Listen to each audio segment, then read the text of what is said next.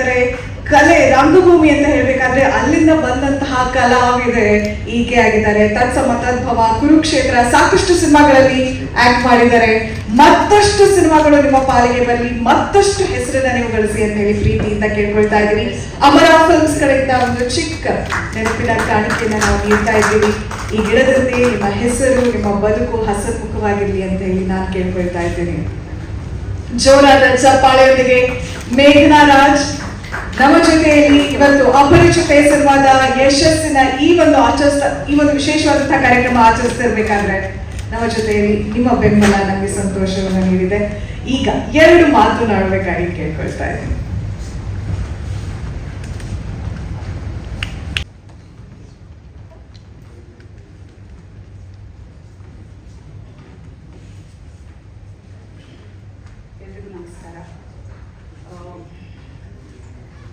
Function ಶುರುವಾಗ್ತಿದ್ದಂಗೆ ನಮ್ಗೆ ಸ್ವಲ್ಪ ಭಾರವಾದ ಒಂದು ಫೀಲಿಂಗ್ ಬಂತು.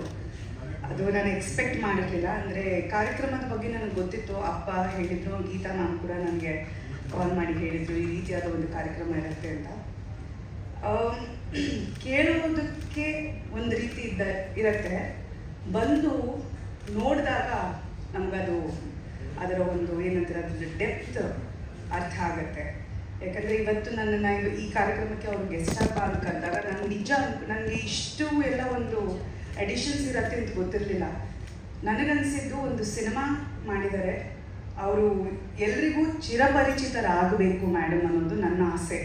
ಯಾಕಂದರೆ ನಿರ್ಮಾಪಕರು ಸಿನಿಮಾ ಮಾಡಿ ಅದರ ಸಕ್ಸಸ್ನ ಅವ್ರ ಆರ್ಟಿಸ್ಟ್ ಆಗಿರ್ಬೋದು ಅಥವಾ ಟೆಕ್ನಿಷಿಯನ್ಸ್ ಆಗಿರ್ಬೋದು ಅವ್ರ ಟೀಮ್ ಜೊತೆ ಮಾತ್ರ ಅವರು ಅದನ್ನು ಹಂಚ್ಕೊಳ್ಳೋದಲ್ಲ, ಆ ಸಿನಿಮಾ ಬಂದು ನೋಡಿರ್ತಾರಲ್ಲ ಅವ್ರ ಜೊತೆನೂ ಆ ಒಂದು ಸಕ್ಸಸ್ನ ಹಂಚ್ಕೊಂಡ್ರೆ ಎಷ್ಟು ಚೆನ್ನಾಗಿರುತ್ತೆ. ಅದನ್ನೇ ಇವತ್ತು ಮ್ಯಾಮ್ ಅವರ ಸಿನಿಮಾ ಸಕ್ಸಸ್ ಮೂಲಕ ಇವತ್ತು ನಮ್ಮ ಎಲ್ಲ ಸರ್ವೈವರ್ಸ್ ಅಲ್ಲಿದ್ದಾರಲ್ಲ ಅವ್ರ ಜೊತೆ ಹಂಚ್ಕೊಂಡು ಒಂದು ಬಹಳ ವಿಭಿನ್ನವಾಗಿ ಈ ಸಕ್ಸಸ್ ಮೀಟ್ನ ಮಾಡಿದ್ದಾರೆ. ತುಂಬ ಖುಷಿ ಆಯಿತು, ತುಂಬ ಹೆಮ್ಮೆ ಅನ್ನಿಸ್ತಿದೆ. ಯಾಕಂದರೆ ನನಗೆ ಈ ಒಂದು ಕಾರ್ಯಕ್ರಮದಲ್ಲಿ ನನ್ನನ್ನು ಒಂದು ಭಾಗ್ಯ ಮಾಡಿಕೊಂಡು ನನ್ನನ್ನು ಇನ್ವೈಟ್ ಮಾಡಿ ಇವತ್ತು ಎಲ್ಲೋ ಒಂದು ಕಡೆ ಎಲ್ಲರೂ ಮೇಘ್ನಾ ಇಸ್ ಸ್ಟ್ರಾಂಗ್ ಅಂತಾರೆ, ಮೇಘ್ನಾ ಇಸ್ ಅ ಸರ್ವೈವರ್ ಅಂತಾರೆ. ಬಟ್ ಆ್ಯಕ್ಚುಲಿ ನಾನು ಇನ್ಸ್ಪೈರ್ ಆಗೋದು ಅಲ್ಲಿರೋ ತಾಯಂದಿರಿದಾರಲ್ಲ ಅಂಥವ್ರಿಂದ. ಇನ್ನೊಂದು ಏನಂದರೆ ಇವತ್ತು ನಾನು ಖುಷಿಯಾಗಿದ್ದೀನಿ. ನನ್ನ ಮಗನಿಗೆ ಎಲ್ಲರೂ ಬ್ಲೆಸ್ಸಿಂಗ್ ಇದೆ ಅಂದರೆ ಅದು ಆ ಸರ್ವೈವರ್ಸಿಂದ. ಎಲ್ಲ ಹೆಣ್ಮಕ್ಳು, ಎಲ್ಲ ಸರ್ವೈವರ್ಸ್ ಅವ್ರೆಲ್ಲರೂ ಬದುಕಿ ತೋರಿಸ್ತಿದಾರಲ್ಲ ಅವ್ರಿಗೆಲ್ಲರೂ ನನಗೆ, ನನ್ನ ಕುಟುಂಬದವರಿಗೆ, ನನ್ನ ಮಗನಿಗೆ ಅವ್ರಿಗೆಲ್ಲರೂ ಇನ್ಸ್ಪಿರೇಷನ್. ನಾನು ಎಷ್ಟು ಜನಕ್ಕೆ ಇನ್ಸ್ಪಿರೇಷನ್ ನನಗೆ ಗೊತ್ತಿಲ್ಲ, ಬಟ್ ನನಗೆ ಅವ್ರಿಗೆಲ್ಲರೂ ಇನ್ಸ್ಪಿರೇಷನ್. ಇವತ್ತು ಸರೋಜಮ್ಮ ಅವ್ರು ಕೇಳಿದ್ರು ಮಗ ಹೇಗಿದ್ದಾರೆ ಅಂದ ತಕ್ಷಣ ಸ್ವಲ್ಪ ಭಾರವಾಗಿತ್ತು, ಬಟ್ ಖುಷಿ ಆಯಿತು. ಎಲ್ಲರೂ ನಗ್ನಗ್ತಾ ಇರಿ, ನಿಮ್ಮ ನಗುವಲ್ಲಿ ನಾವೆಲ್ಲರೂ ನಗ್ತೀವಿ. ಇವತ್ತು ಒಂದು ರೀತಿ ಎಮೋಷ್ನಲಿ ಸ್ವಲ್ಪ ಎಸ್, ಬಟ್ ಗೀತಾ ಮ್ಯಾಮ್ ಅಂತ ನಿರ್ಮಾಪಕರು ನಮ್ಮ ಇಂಡಸ್ಟ್ರಿಗೆ ಬರಬೇಕು. ಅಂಥ ನಿರ್ಮಾಪಕರಿದ್ದರೆ ಬರೀ ಸಿನಿಮಾ ಅಲ್ಲ, ಇದರಿಂದ ನಾವು ಯಾವಾಗಲೂ ಹೇಳ್ತಿರ್ತೀವಿ ಸಿನಿಮಾ ಅಲ್ಲಿ ಒಂದು ಸೋಷಿಯಲ್ ಮೆಸೇಜ್ ಇರಬೇಕು, ಸಿನಿಮಾಯಿಂದ ನೋಡಿ ಎಲ್ಲರೂ ಒಳ್ಳೆಯದನ್ನು ಕಲಿಬೇಕು ಅಂತ.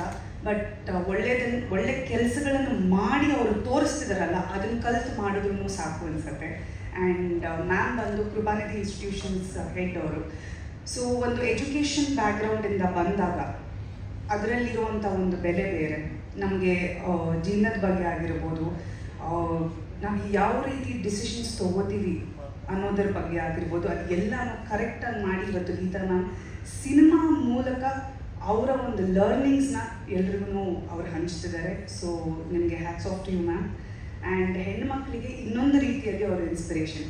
ಬಿಕಾಸ್ ನಾನು ಅವ್ರಿಗೆ ಬಂದಿದ ತಕ್ಷಣ ಹೇಳಿದೆ, ಹೆಣ್ಮಕ್ಳು ಯಾವಾಗ ಅನ್ಕೋತಾರೆ ಸಣ್ಣ ವಯಸ್ಸಲ್ಲೇ ನಾವು ಅಚೀವ್ ಮಾಡಿಬಿಡ್ಬೇಕು, ಒಂದು 20 ವಯಸ್ಸು ಆಗಿದ್ದಾಗಲೇ ನಮ್ಮ ಒಂದು ಕೆರಿಯರ್, ಯಾವುದೇ ಕೆರಿಯರ್ ಆಗಿರಲಿ ಅದನ್ನು ಸ್ಟಾರ್ಟ್ ಮಾಡಬೇಕು, ನಾವು ಏನಾದರೂ ಒಂದು ಅಚೀವ್ ಮಾಡಬೇಕು ಅಂತ.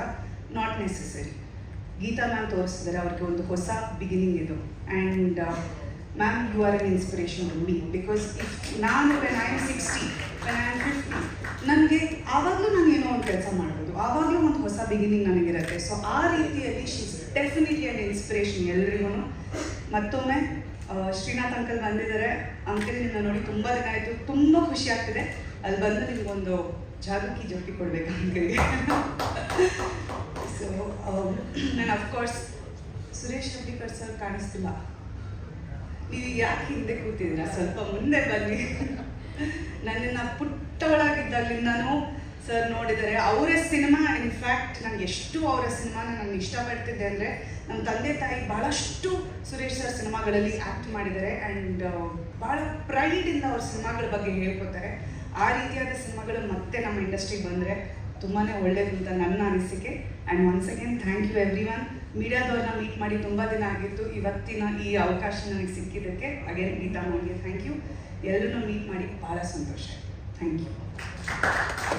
ಚಿಕ್ಕವರಿಂದ ಕಲಾವಿದೆಯಾಗಿ ತಂದೆ ತಾಯಿ ಕಲಾವಿದರಾಗಿ ಒಂದು ಬದುಕನ್ನು ಸಾಗಿಸ್ತಾ ಇವತ್ತು ದೊಡ್ಡ ಮಟ್ಟದಲ್ಲಿ ದೊಡ್ಡ ಮಟ್ಟದಲ್ಲಿ ಹೆಸರನ್ನ ಮಾಡಿದ್ದಾರೆ. ಅಷ್ಟೇ ಅಲ್ಲ, ಎಷ್ಟೋ ಜನರಿಗೆ ಇವರ ಪ್ರೆಸೆನ್ಸ್ ಏನೋ ಒಂದು ರೀತಿಯಾದಂತಹ ಮನಸ್ಸಿಗೆ ಸಮಾಧಾನ ಕೊಡುತ್ತೆ.